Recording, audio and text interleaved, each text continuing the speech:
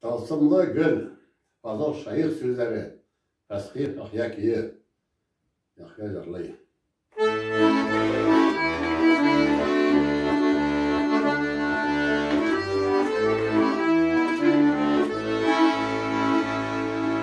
Yaşlı yollarımdır yeme bağ, İste kaldı yoktur erim, Onlara bir kalbine Allah diyen, Zevye şeşrek tüslü kızlarım,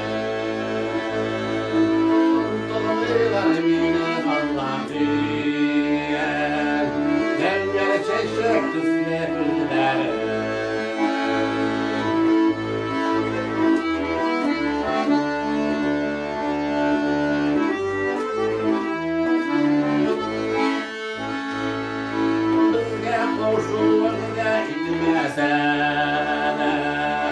Karşılıklı yanlış yollara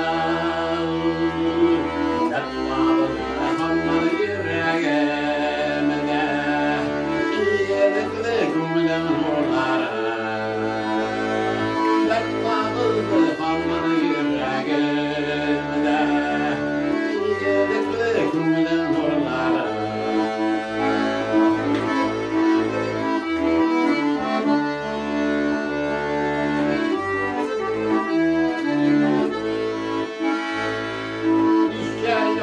Gençliğime fayda Bir bağışlarla saldım zil